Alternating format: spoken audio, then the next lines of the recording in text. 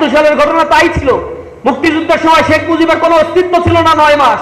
যারা এখানে খেটে খাওয়া মানুষ, কুলি মজুর, দিন মজুর, ব্যবসায়ী, ছাত্র জনতা, যারা ৭১-এ জীবন দিয়েছিল, তাদের মূল লক্ষ্য ছিল সাম্য, মানবিক মর্যাদা, সামাজিক সুবিচার প্রতিষ্ঠা করা। এরপরে তারা এসে ১৯৭২ সালে বলা খাওয়া ছাড়াই একটা সংবিধান তৈরি করলো। যিনি সংবিধান প্রণয়ন করেছিলেন সেই শেখ মুজিবের মুক্তিযুদ্ধের নেতৃত্বের সময়, মুক্তিযুদ্ধ চলাকালীন সময়ে তাদের এখানে কোনো অবস্থান ছিল না, তার পরিবার পরিজন এখানে ছিল না। ইভেন তার আশেপাশের নেতৃবৃন্দ তো এই বাংলাদেশে অবস্থান করে নাই, দেশের বাইরে অবস্থান করেছিল। মানুষ জীবন দিয়েছে, কাতারে কাতারে শহীদ হয়েছে, দেশটাকে এসে আবার এখানে বাকশাল কায়েম করেছিল। সে বাকশাল থেকে মানুষ মুক্তি পাওয়ার জন্য এখানে বিদ্রোহ করেছিল, সিপাহী জনতার বিদ্রোহ হয়েছিল। কিন্তু বিদ্রোহ হওয়ার পরে যারা শাসন গ্রহণ করেছে তারা আবার পরাধীনতার করাল গ্রাসে জাতিকে নিমজ্জিত করেছে। বারবার এদেশে এই মির্জাফরদের আগমন ঘটেছে।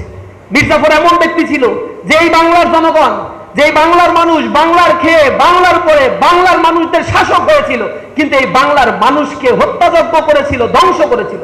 এই অঞ্চলে আপনারা জানেন 1176 সালে 1770 এখানে 76 মনোত্তর হয়েছিল। এই মাত্র 13 বছরের ব্যবধানে এখানে একটা দুর্ভিক্ষ হয়েছিল, ম্যানমেড দুর্ভিক্ষ, যাতে ঐতিহাসিকরা বলেন 1,55,00,000 মানুষ এখানে মৃত্যুবরণ করেছিল। টোটাল বাংলার জনসংখ্যার 1/3 সেখানে মৃত্যুবরণ করেছিল। কারণটা কি? 1 বছর আগে এই অঞ্চলে যত ফসল উৎপাদিত হয়েছিল সেই ফসলগুলো সব ব্রিটিশরা কিনে নিয়েছিল। তারও আগের ঘটনা, এখানে মির্জাফর যখন ক্ষমতায় ছিল তিনি এখানে যে কর আরোপ করেছিলেন তার পরিমাণ পূর্বের আলীবর্দী খাঁ বা নবাব সিরাজউদ্দৌলার সময় যা কর দেওয়া হতো তার চাইতে 32 গুণ বেশি কর এখানে আরোপ করা হয়েছিল। মিলিয়ে দেখবেন বর্তমানের সাথে ওই সময়ের সাথীগুলোতে মিলিয়ে দেখবেন। কর আরোপ করে টাকাগুলো নিয়েছিল। জমিদাররা যখন টাকা দিতে পারতো না, এখানে চিরস্থায়ী বন্দোবস্ত করা হয়েছিল, সূর্যাস্ত আইন করা হয়েছিল।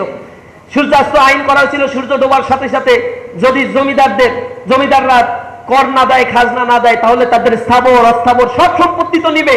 তার স্ত্রী, সুন্দর স্ত্রী থাকলে তাকে নেবে, সুন্দরী তার কন্যা থাকলে তাদেরকেও তারা অধীনস্থ করে নেবে। এই কারণে মুসলমান জমিদার যারা ছিল এই জায়গাগুলো ছেড়ে গিয়েছে, আর উর্মি চাঁদের মতো ব্যবসায়ীরা এইখানে বাসা বেঁধে তাদের মতো করে এই জমিগুলো তারা ব্রিটিশদের বন্দোবস্তের অধীনে তারা নিয়ে এসেছিল।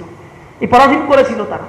রাষ্ট্র সংস্কার হবে, কাঠামোগত সংস্কার হবে, বিচার বিভাগ স্বাধীন হবে, অর্থ ব্যবস্থা স্বাধীন হবে, জুডিশিয়ারি অ্যাডমিনিস্ট্রেশন তার পুরাতন সেই বন্দোবস্ত থেকে মুক্তি পাবে, দেশের অর্থ কাঠামো মুক্তি পাবে, চাঁদাবাজ, সন্ত্রাস, দুর্নীতি, গুম, খুন, হত্যাযজ্ঞ সব বাংলাদেশ থেকে দূর হবে, আইনের শাসন প্রতিষ্ঠা হবে।